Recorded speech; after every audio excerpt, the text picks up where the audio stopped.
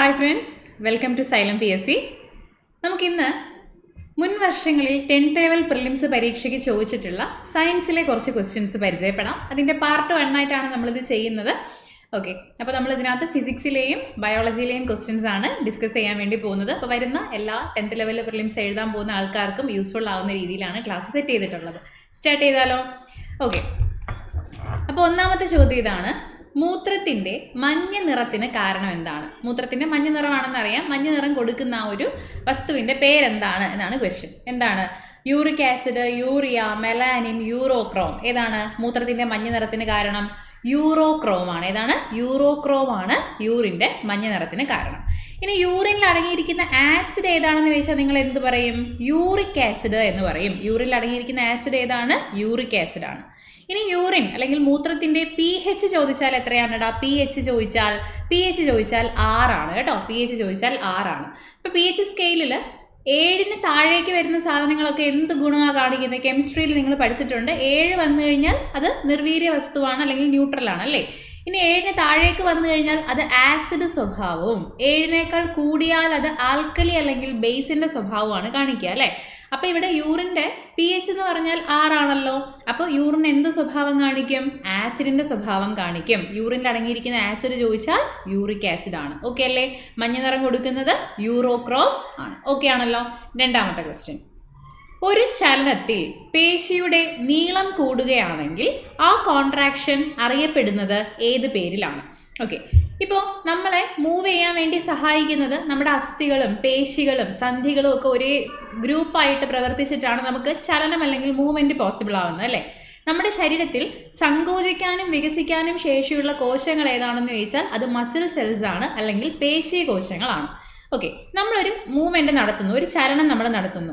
ആ ചലനത്തിൽ ഒരു പേശിയുടെ നീളം കൂടുകയാണെങ്കിൽ നമ്മൾ അതിന് പറയുന്ന പേര്, ആ കോൺട്രാക്ഷൻ അല്ലെങ്കിൽ ആ സങ്കോചത്തിന് പറയുന്ന പേരെന്താണെന്നാണ് ക്വസ്റ്റ്യൻ.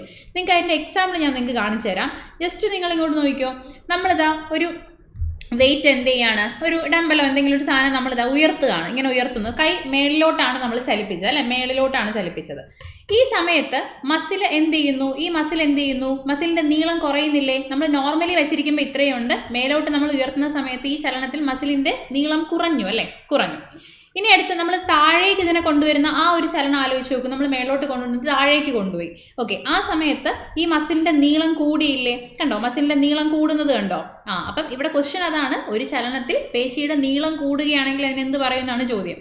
ഇനി അടുത്ത് ഇതിനെ വെറുതെ നമ്മൾ പിടിച്ചിരിക്കുകയാണ്. നോ മൂവ്മെൻറ്റ് ഒന്നും കൊടുക്കുന്നില്ല എന്ന് വിചാരിക്കുക. ഇവിടെ പേശിയുടെ നീളം കൂടുകയോ കുറയുകയോ എന്തെങ്കിലും ചെയ്തോ? ഇല്ലല്ലോ. അപ്പം ഇങ്ങനെ നമുക്ക് ചലനങ്ങൾ നമ്മൾ കാഴ്ചവെക്കുന്ന സമയത്ത് ചില ചലനങ്ങളിൽ പേശിയുടെ നീളം കൂടാം, ചിലതിൽ പേശിയുടെ നീളം കുറയാം, ചിലതിൽ പേശിയുടെ നീളത്തിന് വ്യത്യാസം വരാതിരിക്കാം. അപ്പോൾ ഇങ്ങനത്തെ ഓരോരോ കോൺട്രാക്ഷൻ ഓരോരോ പേരുകളാണ് നമ്മൾ പറയുന്നത്. അപ്പോൾ ഇവിടുത്തെ ക്വസ്റ്റ്യനിൽ ചോദിച്ചിരിക്കുന്നത് ഒരു ചലനത്തിൽ പേശിയുടെ നീളം കൂടുകയാണെങ്കിൽ ആ കോൺട്രാക്ഷൻ അറിയപ്പെടുന്ന പേരാണ് അല്ലേ? നമുക്ക് നോക്കാം. ഓക്കെ, അറിയപ്പെടുന്ന പേര് എക്സെൻട്രിക് എന്നാണ് കേട്ടോ. എക്സെൻട്രിക് എന്നാണ് അറിയപ്പെടുന്നത്. എക്സെൻട്രിക്. Okay, eccentric.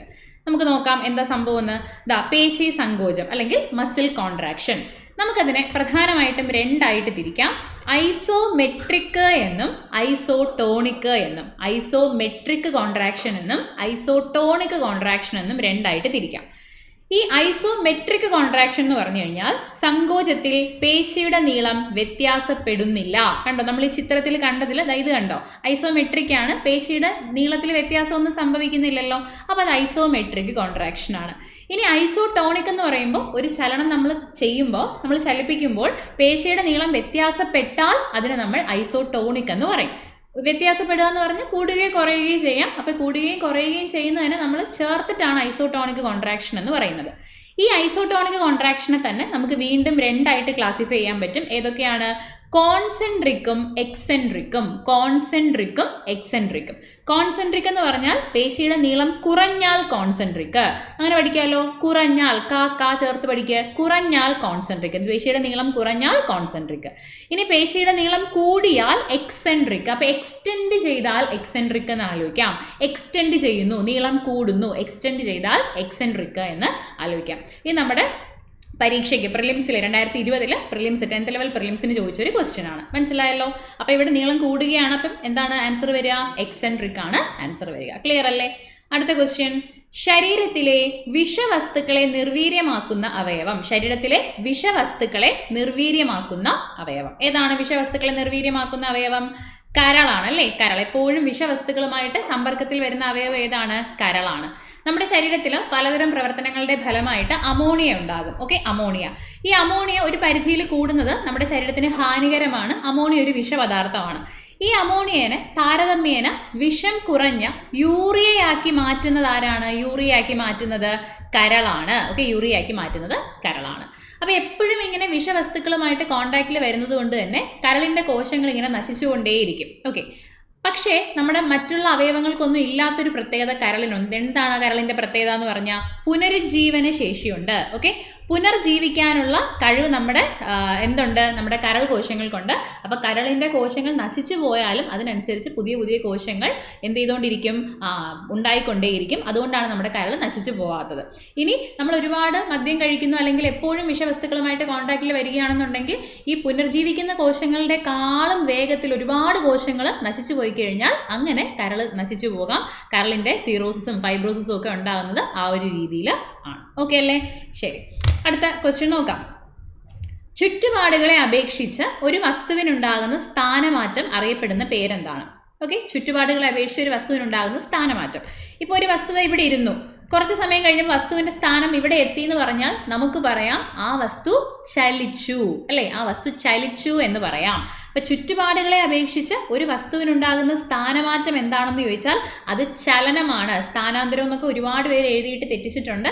സ്ഥാനാന്തരം എന്ന് പറയുമ്പോൾ 2 പോയിന്റ്സിൻ്റെ ഇടയിലുള്ള നേർരേഖാ ദൂരത്തിനെയാണ് നമ്മൾ സ്ഥാനാന്തരം എന്ന് പറയുന്നത് അല്ലേ?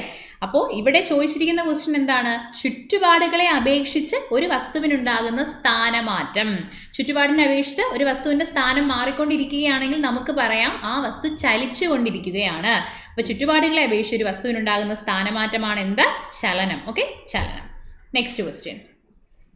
ശരീരത്തിലെ അനൈച്ഛിക പ്രവർത്തനങ്ങളെ നിയന്ത്രിക്കുന്ന ഭാഗം. എന്താണ് അനൈച്ഛിക പ്രവർത്തനങ്ങൾ? നമ്മുടെ കൺട്രോളിൽ ഇല്ലാത്ത പ്രവർത്തനങ്ങൾക്കാണ് നമ്മൾ അനൈച്ഛിക പ്രവർത്തനങ്ങൾ എന്ന് പറയുന്നത്. അതായത് ഇപ്പം നമ്മുടെ ഹൃദയമിടിപ്പ്, നമ്മുടെ രക്തക്കുഴലുകളിൽ കൂടെ രക്തം ഒഴുകുന്നുണ്ട്, നമ്മുടെ വയറിൽ പെരിസ്റ്റാൾസിസ് അല്ലെങ്കിൽ ദഹനം നടക്കുന്നുണ്ട് അല്ലേ? ഇതൊക്കെ നമ്മുടെ കൺട്രോളിലുള്ള പ്രവർത്തനങ്ങളാണോ? നമുക്ക് നിയന്ത്രിക്കാൻ പറ്റുമോ? ഇല്ലല്ലോ. അതേപോലെ നമുക്കിപ്പോൾ ചുമ വരുന്നു, തുമ്മൽ വരുന്നു, ഛർദ്ദിക്കാൻ തോന്നുന്നു, ഇതൊക്കെ നമ്മുടെ കൺട്രോളിലാണോ ഉള്ളത്? അല്ല, ഇതൊക്കെ നമ്മുടെ കൺട്രോളിൽ ഇല്ലാത്ത പ്രവർത്തനങ്ങളാണ് അല്ലേ? ഇങ്ങനെ നമ്മുടെ ഇച്ഛയ്ക്കനുസരിച്ച് നമുക്ക് നിയന്ത്രിക്കാൻ കഴിയാത്ത പ്രവർത്തനങ്ങളെയാണ് നമ്മൾ അനൈച്ഛിക പ്രവർത്തനങ്ങൾ എന്ന് പറയുന്നത്. അനൈച്ഛിക പ്രവർത്തനങ്ങൾ, ഇൻവോളണ്ടറി ആക്ഷൻസ്. ആ അനൈച്ഛിക പ്രവർത്തനങ്ങളെ നിയന്ത്രിക്കുന്ന മസ്തിഷ്കത്തിലെ ഭാഗം ഏതാണ്? അത് മെഡുല്ലയാണ്. ഓക്കെ, മെഡുല്ല ഒബ്ലാങ്കേറ്റയാണ് അനൈച്ഛിക പ്രവർത്തനങ്ങളെ നിയന്ത്രിക്കുന്ന മസ്തിഷ്ക ഭാഗം. ഇനി നമുക്ക് ഓടാൻ പറ്റുന്നു, ചാടാൻ പറ്റുന്നു, നടക്കാൻ പറ്റുന്നു. ഈ പ്രവർത്തനങ്ങളൊക്കെ നമ്മുടെ കൺട്രോളിലുണ്ട്, നമ്മുടെ ഇച്ഛയ്ക്കനുസരിച്ച് നമുക്ക് ചെയ്യാൻ പറ്റും അല്ലേ? ഇതിനെ നമ്മൾ എന്താണ് പറയുക? ഐച്ഛിക പ്രവർത്തനങ്ങൾ അല്ലെങ്കിൽ വോളണ്ടറി ആക്ഷൻസ് എന്ന് പറയും.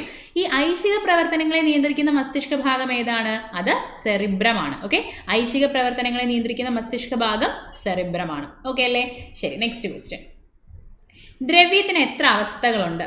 എത്ര അവസ്ഥയുണ്ടോ ദ്രവ്യത്തിന്? ഇതൊരു വിവാദ ക്വസ്റ്റ്യൻ ആണല്ലേ? പക്ഷേ PSC ഒരുപാട് ചോദിച്ചപ്പോഴൊക്കെയും PSC ആൻസർ കൊടുത്തിട്ടുള്ളത് ഏതാണ്? 7 എന്ന് പറയുന്ന ആൻസറാണ് PSC കൊടുത്തിട്ടുള്ളത്. പക്ഷേ ദ്രവ്യത്തിന് 7 അവസ്ഥ മാത്രമാണോ ഉള്ളതെന്ന് ചോദിച്ചാൽ അല്ല, ഒരുപാട് അവസ്ഥകളുണ്ട്. പുതിയ പുതിയ അവസ്ഥകൾ കണ്ടുപിടിച്ചുകൊണ്ടേയിരിക്കുകയാണ്. അപ്പോൾ 7 അവസ്ഥയല്ല ഉള്ളത്. പക്ഷേ PSCയുടെ ആൻസർ പ്രകാരം ഇതുവരെയും എത്രയാണ് കൊടുത്തിട്ടുള്ളൂ? 7 കൊടുത്തിട്ടുള്ളൂ. പക്ഷേ ദ്രവ്യത്തിന് എത്ര അവസ്ഥയുണ്ടെന്നൊരു ക്വസ്റ്റ്യൻ PSC ചോദിച്ച 7 ആൻസർ കൊടുത്താൽ പോലും 9ാമത്തെ അവസ്ഥ ഏതാണ് എന്നൊരു ക്വസ്റ്റ്യൻ PSC ചോദിച്ചിട്ടുണ്ട്. ദ്രവ്യത്തിന്റെ 9ാമത്തെ അവസ്ഥയുടെ പേരാണ് ജാൻ ടെല്ലർ മെറ്റൽ. പക്ഷേ ഈ 9ാമത്തെ അവസ്ഥ ഏത് എന്നൊരു ക്വസ്റ്റ്യൻ ചോദിച്ച് ജാൻ ടെല്ലർ മെറ്റൽ ആൻസർ കൊടുത്തു. അതിനുശേഷം നടന്ന ഒരു പരീക്ഷയിലും ദ്രവ്യത്തിന് എത്ര അവസ്ഥയുണ്ടെന്ന് ചോദിച്ചിട്ട് PSC 7 എന്നുള്ള ആൻസർ തന്നെയാണ് കൊടുത്തിട്ടുള്ളത്. അപ്പോൾ ഈ ഒരു ക്വസ്റ്റ്യൻ ഇങ്ങനെ ചോദിച്ചാൽ നമുക്ക് 7 ആണ് നിലവിൽ PSC തന്നിട്ടുള്ള ആൻസർ പ്രകാരം 7 ആണ് നമുക്ക് എഴുതാൻ പറ്റുക. പക്ഷേ 7 അവസ്ഥയല്ല ഉള്ളതെന്നുള്ള കാര്യം നിങ്ങൾ ഓർമ്മിച്ച് വെക്കണം. നെക്സ്റ്റ്, ശരീരത്തിൽ ഇരുമ്പിന്റെ ആഗിരണം ഉത്തേജിപ്പിക്കുന്ന വിറ്റാമിൻ ഏതാണ്? ഇരുമ്പിന്റെ ആഗിരണം ഉത്തേജിപ്പിക്കുന്ന വിറ്റാമിൻ? വിറ്റാമിൻ സി ആണ്. ഓക്കെ, വിറ്റാമിൻ സി ആണ്. അപ്പോൾ വിറ്റാമിൻ സിയും നമ്മൾ ഇരുമ്പടങ്ങിയ ഭക്ഷണം കഴിക്കുമ്പോൾ കൂടെ വിറ്റാമിൻ സിയും കൂടെ കഴിക്കുമ്പോഴാണ് കറക്റ്റായിട്ട് ആ ഇരുമ്പ് നമ്മുടെ ശരീരം നന്നായിട്ട് ആഗിരണം ചെയ്യുള്ളൂ. അപ്പോൾ ഇരുമ്പിന്റെ ആഗിരണം നന്നായിട്ട് നടക്കണമെങ്കിൽ അവിടെ വിറ്റാമിൻ സിയുടെ സഹായം ആവശ്യമാണ്. അതേപോലെ തന്നെ കാൽഷ്യത്തിൻ്റെയും ഫോസ്ഫറസിൻ്റെയും ആഗിരണത്തിന് സഹായിക്കുന്ന വിറ്റാമിൻ ഡി ആണ് കേട്ടോ. നമ്മൾ ആഹാരത്തിൽ കാൽഷ്യവും ഫോസ്ഫറസും നമ്മൾ കഴിക്കുകയാണെങ്കിൽ വൈറ്റമിൻ ഡിയും കൂടെ ഉണ്ടെങ്കിലാണ് അത് കറക്റ്റായിട്ട് ആഗിരണം ചെയ്യുകയുള്ളൂ. ഓക്കെ, കാൽഷ്യവും ഫോസ്ഫറസും. Next question. ശ്വേതരക്താണുക്കൾ രോഗാണുക്കളെ വിഴുങ്ങി നശിപ്പിക്കുന്ന പ്രക്രിയ അറിയപ്പെടുന്ന പേരെന്താണ്? ഓക്കെ, നമ്മുടെ ശരീരത്തിലെ പട്ടാളക്കാരെന്ന് അറിയപ്പെടുന്നത് ശ്വേതരക്താണുക്കളാണ്, അല്ലെങ്കിൽ വൈറ്റ് ബ്ലഡ് സെൽസ് ആണ്, നമ്മുടെ വെളുത്ത രക്തകോശങ്ങളാണ്. ഇതിൽ വെളുത്ത രക്തകോശങ്ങൾ പ്രധാനമായിട്ടും 5 ടൈപ്പ് ഉണ്ട്. വെളുത്ത രക്തകോശങ്ങൾ 5 ടൈപ്പ് ഉണ്ട്. ഓക്കെ, ഇതിൽ 2 ആൾക്കാർ നിങ്ങൾ ഇങ്ങനെ പഠിക്കുക, എമ്മും എന്നും എന്ന് പഠിക്കുക. എമ്മും എന്നും നമുക്ക് പഠിച്ചു വയ്ക്കാൻ എളുപ്പമുണ്ടല്ലോ. എം എൻ എന്ന് പഠിച്ചു വയ്ക്കാമല്ലോ. എം എന്ന് പറഞ്ഞാൽ മോണോസൈറ്റ്, എൻ എന്ന് പറഞ്ഞാൽ ന്യൂട്രോഫിൽ. ഇതിൽ 5 പേരുണ്ട്, അതിൽ 2 ആൾക്കാർ, എമ്മും എന്നും, മോണോസൈറ്റും ന്യൂട്രോഫിലും. 2 ടൈപ്പ് ശ്വേതരക്താണുക്കളാണ്. ഇവന്മാർക്ക് രോഗാണുക്കളെ വിഴുങ്ങി നശിപ്പിക്കാനുള്ള കഴിവുണ്ട്. ഓക്കെ, രോഗാണുക്കൾ എന്തെങ്കിലും ബാക്ടീരിയ എന്തെങ്കിലും ഉള്ളിൽ കയറി കഴിഞ്ഞാൽ അതിനെ വിഴുങ്ങി നശിപ്പിക്കും. ഇങ്ങനെ മോണോസൈറ്റും ന്യൂട്രോഫിലും രോഗാണുക്കളെ വിഴുങ്ങി നശിപ്പിക്കുന്ന പ്രവർത്തനം അറിയപ്പെടുന്ന പേരാണ് ഫാഗോസൈറ്റോസിസ്. എന്താണ് അറിയപ്പെടുന്നത്? ഫാഗോസൈറ്റോസിസ്. ഫാഗോസൈറ്റോസിസ്. ഇങ്ങനെ വിഴുങ്ങി നശിപ്പിക്കുന്നത് കൊണ്ട് ഈ 2 കോശങ്ങളെ, ഈ 2 മോണോസൈറ്റിനെ ന്യൂട്രോഫിലിനെ നമ്മൾ വിളിക്കുന്ന പേരാണ് ഫാഗോസൈറ്റുകൾ. ഫാഗോസൈറ്റുകൾ, ഫാഗോസൈറ്റുകൾ എന്ന് വിളിക്കും. അപ്പോൾ ഫാഗോസൈറ്റുകൾ എന്നറിയപ്പെടുന്ന ആരൊക്കെയെന്ന് ചോദിച്ചു കഴിഞ്ഞാൽ മോണോസൈറ്റും ന്യൂട്രോഫിലുമാണ്. പ്രവർത്തനം അറിയപ്പെടുന്ന പേര് ഫാഗോസൈറ്റോസിസ് എന്നാണ്. ഓക്കെ അല്ലേ? നെക്സ്റ്റ് ക്വസ്റ്റ്യൻ നോക്കാം. പിന്നെ അതുപോലെ ഇതിൽ ശ്വേതരക്താണുക്കളിൽ ഏറ്റവും വലുത് ആരാന്ന് ചോദിച്ചാൽ മോണോസൈറ്റ് ആണ്. ഏറ്റവും ചെറുത് ആരാന്ന് ചോദിച്ചാൽ അത് ലിംഫോസൈറ്റ് ആണ്. ഇവിടെ വരുന്ന ഫാഗോസൈറ്റ് അല്ല, വേറെ ആളാണ്. ലിംഫോസൈറ്റുകളാണ് ഏറ്റവും ചെറുത്. ഓക്കെ, അതിൽ 5 എണ്ണം ഉണ്ട്. അതിൽ ഈ 2 പേരാണ് വിഴുങ്ങി നശിപ്പിക്കുന്ന പ്രവർത്തനം കാണിക്കുന്നത്. ഓക്കെ അല്ലേ? Next question. സോപ്പ് ജലത്തിൽ ലയിക്കുമ്പോൾ പ്രതലബലം എന്ത് ചെയ്യും? എന്താണ് പ്രതലബലം? ഇപ്പം നമ്മൾ തെളിഞ്ഞിരിക്കുന്ന ഒരു ഗ്ലാസ്സിൽ വെള്ളം എടുത്തു, നല്ല തെളിഞ്ഞിരിപ്പുണ്ട്, ഓളങ്ങളൊന്നുമില്ല. അതിൽ നമ്മൾ പതുക്കെ ഒരു ബ്ലേഡ് വെച്ച് കഴിഞ്ഞാൽ ആ ബ്ലേഡ് താഴ്ന്നു പോകത്തില്ല, പൊങ്ങിക്കിടക്കും. ഒരു പേപ്പർ ക്ലിപ്പ് വെച്ചാൽ താഴ്ന്നു പോവില്ല, പൊങ്ങിക്കിടക്കും. ഈ നന്നായിട്ട് തെളിഞ്ഞ വെള്ളത്തിൽ കൂടെ ചെറിയ പ്രാണികൾ ഇങ്ങനെ ഒരു ബുദ്ധിമുട്ടും കൂടാതെ മുങ്ങിപ്പോവാണ്ട് നടന്നു പോകുന്നത് നമ്മൾ കണ്ടിട്ടില്ലേ? ഇതിനൊക്കെ കാരണമായ ബലമാണ് പ്രതലബലം അല്ലെങ്കിൽ സർഫസ് ടെൻഷൻ. നമ്മൾ സോപ്പ് ചേർക്കുമ്പോൾ ജലത്തിന്റെ പ്രതലബലം എന്ത് ചെയ്യും? സോപ്പ് ചേർക്കുമ്പോൾ ജലത്തിന്റെ പ്രതലബലം കുറയും. ഇപ്പം നമ്മളൊരു ഗ്ലാസ്സിൽ കുറച്ച് വെള്ളം എടുത്തു, അതിൻ്റെ പുറത്തൊരു ബ്ലേഡ് വെച്ചു, സൈഡിൽ കൂടെ കുറച്ച് സോപ്പ് ഒഴിച്ച് കൊടുത്തു കഴിഞ്ഞാൽ പ്രതലബലം കുറയുകയും ആ ബ്ലേഡ് താഴേക്ക് മുങ്ങിപ്പോവുകയും ചെയ്യും. അപ്പോൾ സോപ്പ് ജലത്തിന്റെ പ്രതലബലം എന്ത് ചെയ്യും? കുറയ്ക്കും. ഓക്കെ, സോപ്പ് ചേർത്താൽ ജലത്തിന്റെ പ്രതലബലം കുറയുന്നു. ഓക്കെ, ഇതൊക്കെ ക്ലാസ്സിൽ നമ്മൾ ഒരുപാട് എടുത്തിട്ടുണ്ട്. നമ്മുടെ സൈലം PSCയുടെ തന്നെ ചാനൽ ഇതൊക്കെ നമ്മൾ ഡെമോ ആയിട്ട് ഇട്ടിട്ടുള്ളതാണ്. നിങ്ങൾക്ക് ആവശ്യമുള്ളവർക്കൊക്കെ കയറി കാണാവുന്നതാണ്. അടിപൊളിയായിട്ട് പഠിക്കുക കേട്ടോ. Next question. പേശീക്ലമത്തിന് കാരണമാവുന്നത് എന്ത് അടിഞ്ഞുകൂടുന്നതാണ്? എന്താണ് പേശീക്ലമം? നമുക്ക് താൽക്കാലം നമ്മൾ ഭയങ്കരമായിട്ട് ജോലി ചെയ്തു, എന്തെങ്കിലും ഹാർഡ് വർക്ക് ചെയ്തു, അല്ലെങ്കിൽ നല്ല രീതിയിൽ എക്സസൈസ് ചെയ്തു, പെട്ടെന്ന് നമുക്ക് പൊടുന്നനെ നമുക്ക് ഒരുപാട് നമ്മൾ ചെയ്ത് കഴിയുമ്പോഴത്തേക്ക് നമുക്ക് പെട്ടെന്ന് പേശികൾ അനക്കാൻ പറ്റുന്ന, മസിൽസ് അനക്കാൻ പറ്റാതെ മസിൽസ് ക്ഷീണിച്ചു പോകുന്ന പോലത്തെ ഒരു തോന്നലുണ്ടാവും. അങ്ങനെ പേശികൾ നമുക്ക് അനങ്ങാൻ പറ്റാതെ പെട്ടെന്ന് സങ്കോചിക്കാനുള്ള കഴിവ് അവർക്ക് നഷ്ടപ്പെട്ടു പോവുകയാണെങ്കിൽ അതിന് നമ്മൾ പറയുന്ന പേരാണ് പേശീക്ലമം അല്ലെങ്കിൽ മസിൽ ഫാറ്റിഗ്. പേശീക്ലമം അല്ലെങ്കിൽ muscle fatigue. Okay, muscle fatigue. ഈ പേശീക്ലമത്തിന് കാരണമാകുന്നത് എന്ത് അടിഞ്ഞു കൂടുന്നതാണെന്ന് ചോദിച്ചിരിക്കുന്നു. ലാക്റ്റിക് ആസിഡ് അടിഞ്ഞു കൂടുന്നതാണ് പേശീക്ലമത്തിന് കാരണം. ലാക്റ്റിക് ആസിഡ് അടിഞ്ഞു കൂടുന്നതാണ് പേശീക്ലമത്തിന് കാരണം. എന്താണ് സംഭവിക്കുന്നതെന്ന് ചോദിച്ചു കഴിഞ്ഞാൽ, നമ്മളിപ്പോൾ ഒരുപാട് ഭയങ്കരമായിട്ട് നമ്മൾ എക്സസൈസ് ചെയ്യുന്നു, അല്ലെങ്കിൽ നമ്മൾ ഹാർഡ് വർക്ക് ചെയ്യുന്ന സമയത്ത് നമ്മുടെ പേശികൾ ഇഷ്ടം പോലെ ഓക്സിജനെ യൂസ് ചെയ്യും. അതായത് അവിടെ ഊർജ്ജം ഉൽപ്പാദിപ്പിക്കാൻ വേണ്ടി ഒരുപാട് ഓക്സിജൻ ഉപയോഗിക്കും. അങ്ങനെ നമ്മുടെ ശരീരത്തിൽ ആവശ്യത്തിനുള്ള ഓക്സിജൻ പേശികൾക്ക് കിട്ടാത്തൊരവസ്ഥയുണ്ടാവും. അങ്ങനെ കിട്ടാത്ത ഒരു അവസ്ഥ ഉണ്ടാകുമ്പോൾ ഈ പേശികൾ എന്ത് ചെയ്യുമെന്നറിയാമോ? അവായുശ്വസനത്തിലൂടെ, അവായുശ്വസനം. എന്താണ് അവായുശ്വസനം? അവായുശ്വസനം എന്ന് പറഞ്ഞാൽ ഓക്സിജന്റെ സഹായമില്ലാതെ ഊർജ്ജം ഉൽപ്പാദിപ്പിക്കുന്ന പ്രക്രിയയാണ് അവായുശ്വസനം. നോർമലി ഊർജ്ജം ഉൽപ്പാദിപ്പിക്കണമെങ്കിൽ ഓക്സിജൻ വേണം. അതിന് നമ്മൾ വായുശ്വസനം എന്ന് പറയും സാധാരണഗതിയിൽ. ആവശ്യത്തിന് ഓക്സിജൻ കിട്ടാതായി എല്ലാം ഉപയോഗിച്ച് കഴിഞ്ഞു കഴിഞ്ഞാൽ പിന്നെയും നമ്മൾ ജോലി നിർത്തുന്നില്ല. അപ്പം നമ്മുടെ പേശികൾക്ക് പിന്നെയും ഊർജ്ജം വേണം. അപ്പം എന്ത് ചെയ്യും? അപ്പം അവന്മാർ അവായുശ്വസനത്തിലൂടെ ഓക്സിജന്റെ സഹായമില്ലാതെ ഊർജ്ജം ഉൽപ്പാദിപ്പിക്കാൻ വേണ്ടി ശ്രമിക്കും. അങ്ങനെ ഉൽപ്പാദിപ്പിക്കാൻ ശ്രമിക്കുമ്പോഴാണ് അവിടെ ലാക്റ്റിക് ആസിഡ് ഉണ്ടാകുന്നത്. അങ്ങനെ പേശികൾ ക്ഷീണിച്ചു പോകുന്ന അവസ്ഥയ്ക്ക് പറയുന്ന പേരാണ് എന്ത്? മസിൽ ഫാറ്റിഗ് അല്ലെങ്കിൽ പേശീക്ലമം. ഓക്കെ അല്ലേ? നെക്സ്റ്റ് ക്വസ്റ്റ്യൻ നോക്കാം. അയോഡിൻ അടങ്ങിയ ഹോർമോൺ ഏതാണ്? എല്ലാവർക്കും അറിയുന്നതാണ്. ഏതാണ് അയോഡിൻ അടങ്ങിയ ഹോർമോൺ? തൈറോക്സിൻ ആണ് അല്ലേ? തൈറോയ്ഡ് ഗ്രന്ഥി ഉൽപ്പാദിപ്പിക്കുന്ന തൈറോക്സിൻ ആണ്. അപ്പോൾ തൈറോയ്ഡ് ഗ്രന്ഥിയുടെ ശരിയായ പ്രവർത്തനത്തിന് ആവശ്യമായിട്ടുള്ള മൂലകം ചോദിച്ചാൽ അയോഡിൻ ആണ്. തൈറോക്സിൻ ഉൽപ്പാദനത്തിന് വേണ്ടുന്ന മൂലകം ചോദിച്ചാലും അയോഡിനാണ്. അയോഡിൻ്റെ കുറവ് കൊണ്ട് തൈറോയ്ഡ് ഗ്രന്ഥി വീങ്ങി വരുന്ന അവസ്ഥയ്ക്ക് പറയുന്ന പേരെന്താണ്? ഗോയിറ്റർ അല്ലേ? ഗോയിറ്റർ എന്നാണ് പറയുക. Okay, goitre. നെക്സ്റ്റ് നോക്കാലോ. സൗരയൂഥത്തിൽ നിന്ന് പുറത്തായ ഗ്രഹം ഏതാണ്? സിമ്പിൾ ആണ്, എല്ലാവർക്കും അറിയാം. പ്ലൂട്ടോയാണ് സൗരയൂഥത്തിൽ നിന്നും പുറത്തായ ഗ്രഹം. നെക്സ്റ്റ്, മദ്യം ബാധിക്കുന്ന തലച്ചോറിന്റെ ഭാഗം. മദ്യം ബാധിക്കുന്ന തലച്ചോറിന്റെ ഭാഗം ഏതാണ്? അത് സെറിബെല്ലമാണ്. അപ്പൊ വെള്ളം ബെല്ലം എന്ന് ആലോചിക്കാം. വെള്ളം, നമ്മൾ വെള്ളം അടിക്കുക എന്ന് പറയില്ലേ മദ്യം കഴിക്കുന്നതിന്, അപ്പൊ വെള്ളം ബെല്ലം എന്ന് ആലോചിക്കാം. മദ്യം ബാധിക്കുന്നത് സെറിബെല്ലം, വെള്ളം ബെല്ലം. ഓക്കെ, ശരീര തുലന നിലയുമായിട്ട് ബന്ധപ്പെട്ട് നമ്മുടെ ശരീരത്തിന്റെ ആ ഒരു തുലനാവസ്ഥ അല്ലെങ്കിൽ ബോഡിയുടെ ബാലൻസിങ് സഹായിക്കുന്ന, ബോഡിയുടെ ബാലൻസിങ്ങിന് സഹായിക്കുന്ന തലച്ചോറിന്റെ ഭാഗം ചോദിച്ചാൽ ഏതാണ്? സെറിബെല്ലമാണ് കേട്ടോ. സെറിബെല്ലമാണ്. വേദന സംഹാരികൾ ബാധിക്കുന്നത് എവിടെയാണ്? വേദന സംഹാരികൾ അത് തലാമസ് ആണ്. അപ്പൊ തലവേദന എന്ന് ആലോചിച്ചാൽ മതി. വേദന സംഹാരി എന്ന് ആലോചിക്കുമ്പോൾ തലവേദന എന്ന് ആലോചിച്ചാൽ മതി. വേദന സംഹാരികൾ തലാമസ് ആണ്. Okay, thalamus. ഇനി വിശപ്പ്, ദാഹം, ലൈംഗികാസക്തി അങ്ങനത്തെ കാര്യങ്ങളൊക്കെ നിയന്ത്രിക്കുന്നത് ഹൈപ്പോ തലാമസ് ആണ്. ഓക്കെ, ഹൈപ്പോ തലാമസ് ആണെന്ന് ഓർമ്മിച്ചു വെക്കണം. നെക്സ്റ്റ് ക്വസ്റ്റ്യൻ, വിറ്റാമിനുകളുടെ ലേയത്വം അനുസരിച്ച് എത്രയായി തരംതിരിക്കാം? അതായത് വിറ്റാമിനുകൾ ലയിക്കുന്നതിന്റെ അടിസ്ഥാനത്തിൽ, എന്തിലാണോ ലയിക്കുന്നത് എന്നതിന്റെ അടിസ്ഥാനത്തിൽ വിറ്റാമിനുകളെ എത്രയായിട്ട് തരംതിരിക്കാം? രണ്ടായിട്ട് തരംതിരിക്കാം. അതായത് ജലത്തിൽ ലയിക്കുന്ന വിറ്റാമിനുകൾ എന്നും കൊഴുപ്പിൽ ലയിക്കുന്ന വിറ്റാമിനുകൾ എന്നും രണ്ടായിട്ട് നമുക്ക് തരംതിരിക്കാം. ജലത്തിൽ ലയിക്കുന്ന വിറ്റാമിനുകൾ ബിയും സിയുമാണ്. കൊഴുപ്പിൽ ലയിക്കുന്ന വിറ്റാമിനുകൾ എ, ഡി, ഇ, കെ എന്നിവയാണ്. അപ്പോൾ ഇവിടെ ഇത് ഓർമ്മിക്കാൻ വേണ്ടി നമുക്ക് WBC എന്ന് ആലോചിച്ച് വയ്ക്കാം. W ഫോർ വാട്ടർ, ജലമാണ്. ബിയും സിയുമാണ് ജലത്തിൽ ലയിക്കുന്ന WBC ആലോചിക്കാം. കൊഴുപ്പിൽ ലയിക്കുന്നത് നമുക്ക് ഒന്നുകിൽ ഇവിടെ നിന്ന് അങ്ങോട്ട് അടക്ക് ഉണ്ടോ, അടയില്ലേ, നമ്മൾ പായസമൊക്കെ വെക്കാൻ ഉപയോഗിക്കുന്ന അട. അപ്പൊ അടയ്ക്ക് കൊഴുപ്പുണ്ടെന്ന് ആലോചിക്കാം. ADEK, അടയ്ക്ക് കൊഴുപ്പുണ്ട്. അല്ലെങ്കിൽ ഇവിടെ നിന്ന് ഇങ്ങോട്ട് വായിച്ചാൽ കേടാന്ന് വായിക്കാൻ പറ്റുന്നില്ലേ, KEDA, കേട. കൊഴുപ്പ് ശരീരത്തിന് കേടാ എന്ന് നമുക്ക് ആലോചിക്കാം. അപ്പൊ ADEK കൊഴുപ്പിൽ ലയിക്കുന്ന വിറ്റാമിൻ ആണ്. ജലത്തിൽ ലയിക്കുന്നത് ബിയും സിയുമാണ്. അപ്പൊ ലേയത്വത്തിന്റെ അടിസ്ഥാനത്തിൽ നമുക്ക് വിറ്റാമിനുകളെ രണ്ടായിട്ട് തരംതിരിക്കാം. നെക്സ്റ്റ്, മനുഷ്യ ശരീരത്തിലുള്ള നാഡികൾ എത്ര ജോഡിയാണ്? ആകെ നാഡികൾ, നെർവ്സ് എന്നാണ് ചോദിച്ചിരിക്കുന്നത്. എത്ര ജോഡിയാണ്? 43 ജോഡിയാണ്. ഇതിൽ 12 ജോഡി ശിരോനാഡികളും 31 ജോഡി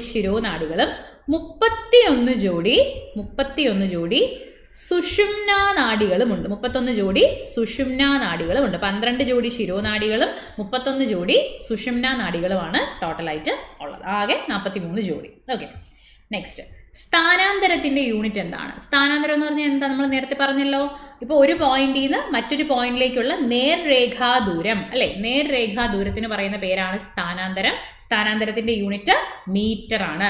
ദൂരം, സ്ഥാനാന്തരം രണ്ടിന്റെ യൂണിറ്റ് എന്താണ്? മീറ്റർ ആണ്. അതേപോലെ വേഗം, പ്രവേഗം രണ്ടിന്റെയും യൂണിറ്റ് മീറ്റർ പെർ സെക്കൻഡ് ആണ്.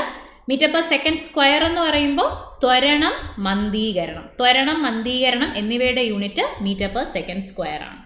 ഓക്കെ അല്ലേ? ഓർമ്മയൊക്കെ വരുന്നുണ്ടെന്ന് വിചാരിക്കുന്നു. പഠിച്ച കാര്യങ്ങളൊക്കെ ഓർമ്മ വരുന്നുണ്ടെന്ന് വിചാരിക്കുന്നു.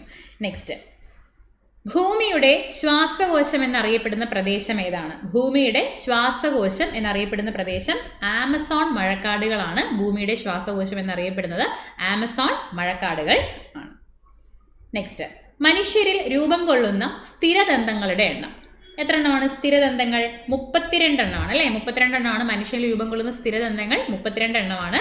ഓക്കെ, നമുക്ക് ആദ്യം ഉണ്ടാകുന്ന പല്ലുകൾ പാൽപ്പല്ലുകളാണല്ലോ, മിൽക്ക് ടീത്ത് അല്ലെങ്കിൽ പാൽപ്പല്ലുകളാണ്. പാൽപ്പല്ലുകളുടെ എണ്ണം ചോദിച്ചാൽ 20 അല്ലേ? പാൽപ്പല്ലുകളുടെ എണ്ണം എത്രയാണ്? 20 എണ്ണമാണ് പാൽപ്പല്ലുകൾ. സ്ഥിരദന്തങ്ങൾ എന്ന് പറയുന്നത് 32 എണ്ണമാണ് സ്ഥിരദന്തങ്ങൾ. ഓക്കെ, ഇപ്പൊ 2 പ്രാവശ്യമാണ് മനുഷ്യരിൽ പല്ല് വരുന്നതെന്ന് ഓർമ്മിക്കാൻ പറ്റും. നമുക്ക് എത്ര ടൈപ്പ് പല്ലുണ്ടെന്ന് ചോദിച്ചാൽ എത്ര ടൈപ്പ് പല്ലുണ്ട്? 4 ടൈപ്പ് പല്ലാണുള്ളത് അല്ലേ? ഓർമ്മയുണ്ട്, 4 ടൈപ്പ് പല്ലാണ് നമുക്ക് ഉള്ളത്. ഉളിപ്പല്ല്, കോമ്പല്ല്, അഗ്രചർവണകം, ചർവണകം എന്നിങ്ങനെ 4 ടൈപ്പ് പല്ലാണ് നമുക്ക് ഉള്ളത്. ഓക്കെ അല്ലേ? നെക്സ്റ്റ് ക്വസ്റ്റ്യൻ, 1 ന്യൂട്ടൺ സമം ഡാഷ് ഡൈൻ. എന്താണ് ന്യൂട്ടൺ? ബലത്തിന്റെ SI യൂണിറ്റ് ആണ് ന്യൂട്ടൺ അല്ലെ? ബലത്തിന്റെ SI യൂണിറ്റ് ആണ് ന്യൂട്ടൺ. ഡൈൻ എന്ന് പറഞ്ഞാലോ ബലത്തിന്റെ തന്നെ CGS യൂണിറ്റ് ആണ് ഡൈൻ. ബലത്തിന്റെ തന്നെ CGS യൂണിറ്റ് ആണ് ഏത്? ഡൈൻ എന്ന് പറയുന്നത്. അപ്പോൾ 1 ന്യൂട്ടൺ എന്ന് പറഞ്ഞാൽ 10⁵5 ഡൈൻ ആണ് 1 ന്യൂട്ടൺ. 10⁵5 ഡൈൻ ആണ് 1 ന്യൂട്ടൺ. Okay, 1 newton. അടുത്തത്, പോഷണത്തിനായി സസ്യാഹാരികളെ ആശ്രയിക്കുന്ന മാംസാഹാരികൾ ഉൾപ്പെടുന്ന പോഷണതലം ഏതാണ്?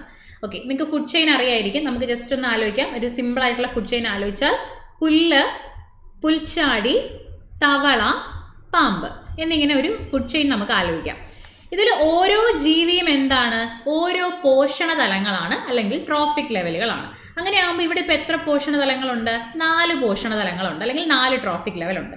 എപ്പോഴും ഒരു നമ്മുടെ ഒരു ഫുഡ് ചെയിൻ, ഒരു ഭക്ഷ്യശൃംഖല എടുക്കുമ്പോൾ ഒന്നാമത്തെ പോഷണതലത്തിൽ എപ്പോഴും ഒരു സസ്യമായിരിക്കും വരിക, ഹരിതസസ്യം അല്ലെങ്കിൽ ഉൽപാദകരായിരിക്കും വരിക. അപ്പോൾ ഇവിടെ ഒന്നാമത്തെ പോഷണതലത്തിൽ ഹരിതസസ്യം അല്ലെങ്കിൽ ഉൽപാദകൻ അല്ലെങ്കിൽ സ്വപോഷികളാണ് വരിക. രണ്ടാമത്തെ പോഷണതലത്തിൽ ആ ഹരിതസസ്യത്തിനെ നേരിട്ട് കഴിക്കുന്ന ആൾക്കാരല്ലേ വരുന്നത്, അല്ലേ? ആ ഒരു ചെടീനെ നേരിട്ട് കഴിക്കുന്ന ആളല്ലേ രണ്ടാമത്തെ പോഷണതലത്തിൽ വരിക. അപ്പൊ അതെന്തായിരിക്കും? അത് സസ്യഭുക്കായിരിക്കും. അപ്പൊ സസ്യഭുക്കുകൾ ഉൾപ്പെടുന്നത് രണ്ടാമത്തെ പോഷണതലത്തിൽ. സസ്യഭുക്കെന്നോ പ്രാഥമിക ഉപഭോക്താവ് എന്നോ പറയാം. ഒരു ഹരിതസസ്യത്തിനെ നേരിട്ട് കഴിക്കുന്ന ആൾക്കാരെയാണ് നമ്മൾ പ്രാഥമിക ഉപഭോക്താക്കൾ എന്ന് പറയുന്നത്. ഓക്കെ, അപ്പൊ രണ്ടാമത്തെ പോഷണതലത്തിൽ സസ്യഭുക്കുകളാണ് വരുന്നത്, അല്ലെങ്കിൽ പ്രാഥമിക ഉപഭോക്താക്കളാണ് വരുന്നത്. ഇനി ഈ സസ്യഭുക്കിനെ കഴിക്കുന്ന ജീവിയാണ് മൂന്നാമത്തേതിൽ വരുന്നത്, അല്ലെ? സസ്യഭുക്കിനെ കഴിക്കുന്ന മാംസാഹാരിയാണ് മൂന്നാമത്തേതിൽ വരുന്നത്. അപ്പൊ ക്വസ്റ്റ്യൻ എന്താ? പോഷണത്തിനായി സസ്യാഹാരികളെ ആശ്രയിക്കുന്ന മാംസാഹാരികൾ ഉൾപ്പെടുന്ന പോഷണതലം. അപ്പൊ പെട്ടെന്ന് കാണുമ്പം സസ്യം എന്ന് വായിച്ചു കഴിഞ്ഞാൽ ഒന്നെന്ന് എഴുതാൻ തോന്നും, തെറ്റാണ്. സസ്യാഹാരി എന്ന് വായിച്ചാൽ 2 എഴുതാൻ തോന്നും, അതും തെറ്റാണ്. ക്വസ്റ്റ്യനിൽ അതല്ല ചോദിച്ചിരിക്കുന്നത്. സസ്യാഹാരികളെ കഴിക്കുന്ന മാംസാഹാരികൾ ഉൾപ്പെടുന്നത് എത്രാമത്തെ പോഷണതലത്തിലാണ്? മൂന്നാമത്തെ പോഷണതലത്തിലാണ്. മൂന്നാമത്തെ പോഷണതലത്തിൽ. ക്ലിയർ അല്ലേ? നെക്സ്റ്റ് ക്വസ്റ്റ്യൻ നോക്കാലോ.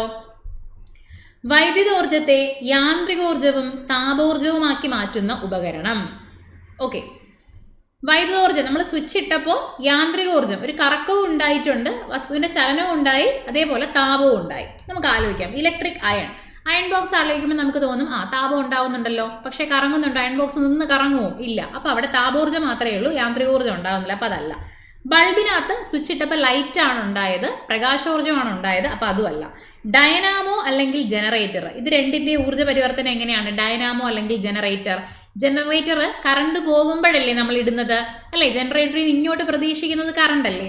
അപ്പൊ നമുക്ക് അവിടെ വരുന്നത് യാന്ത്രികോർജ്ജം വൈദ്യുതോർജ്ജമായിട്ട് മാറുന്നു എന്നുള്ളതാണ്. ഡൈനാമോ അല്ലെങ്കിൽ ജനറേറ്ററിൽ വരുന്നത് യാന്ത്രികോർജ്ജം വൈദ്യുതോർജ്ജമായിട്ട് മാറുന്നു എന്നുള്ളതാണ്. അപ്പൊ അതും തെറ്റാണ്. ഫാൻ ആലോചിച്ച് നോക്കൂ. സ്വിച്ച് ഇട്ടപ്പോൾ ഫാന് കറങ്ങിയില്ലേ? കറങ്ങി, യാന്ത്രികോർജ്ജം ആയില്ലേ? ഏതൊരു ഇലക്ട്രിക്കൽ ഉപകരണം നമ്മൾ ഉപയോഗിച്ചാലും കുറച്ച് കഴിയുമ്പോൾ അതിലൊരു ചൂടുണ്ടാവും, അല്ലേ? ഉറപ്പായിട്ടും കുറച്ച് താപോർജ്ജം ഉണ്ടാവത്തില്ലേ ഫാന് കറങ്ങുമ്പോൾ? ഉണ്ടാകും. അപ്പോൾ വൈദ്യുതോർജ്ജത്തെ യാന്ത്രികോർജ്ജവും താപോർജ്ജവുമാക്കി മാറ്റുന്ന ഉപകരണം ഇലക്ട്രിക് ഫാൻ ആണ്. ഓക്കെ, ഇലക്ട്രിക് ഫാൻ ആണ്. നെക്സ്റ്റ്, അനാഥർ, മാതാപിതാക്കളുടെ അനാരോഗ്യത്താൽ സംരക്ഷിക്കാൻ ആളില്ലാതിരിക്കുകയോ ചെയ്യുന്ന കുട്ടികൾക്ക് പ്രതിമാസ ധനസഹായം നൽകുന്ന പദ്ധതി ഏതാണ്? സ്നേഹപൂർവം പദ്ധതിയാണ്. ഓക്കെ, സ്നേഹപൂർവം പദ്ധതിയാണ്, സ്നേഹപൂർവമാണ്. നെക്സ്റ്റ്, പ്രവൃത്തി ചെയ്യാനുള്ള കഴിവ്. പ്രവൃത്തി ചെയ്യാനുള്ള കഴിവ് എന്താടാ? പ്രവൃത്തി ചെയ്യാനുള്ള കഴിവ് ഊർജമല്ലേ? എനർജി അല്ലേ? പ്രവൃത്തി ചെയ്യാനുള്ള കഴിവ് ഊർജമാണ്, എനർജിയാണ്. ഊതാപ്ര ജൂൾ അറിയായിരിക്കുമല്ലോ. ഊതാപ്ര ജൂൾ, ഊതാപ്ര ജൂൾ. ഊർജം, താപം, പ്രവൃത്തി മൂന്നിന്റെയും യൂണിറ്റ് എന്താണ്? ജൂൾ ആണ്, അല്ലേ? ഊതാപ്ര ജൂൾ. ഊർജം, താപം, പ്രവൃത്തി മൂന്നിന്റെയും യൂണിറ്റ് ജൂൾ ആണ്.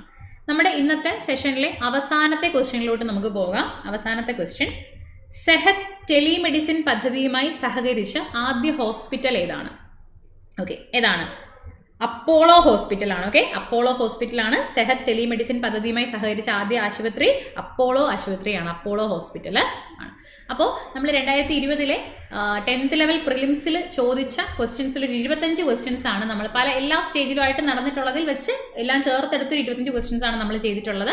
അപ്പോൾ യൂസ്ഫുൾ ആയി എന്ന് വിചാരിക്കുന്നു. ഇതിൻ്റെ അടുത്ത സെഷൻസ് ആവശ്യമുണ്ടെങ്കിൽ തീർച്ചയായിട്ടും നിങ്ങളുടെ കമൻസിൽ നിങ്ങൾ രേഖപ്പെടുത്തുക. അതിനനുസരിച്ച് നമ്മൾ ക്ലാസ്സുകൾ പ്ലാൻ ചെയ്യാം. അപ്പോൾ അടിപൊളിയായിട്ട് വരുന്ന 10th ലെവൽ പ്രിലിംസിന് വേണ്ടി നിങ്ങളുടെ പഠനം ഉഷാറായിട്ട് നടക്കട്ടെ.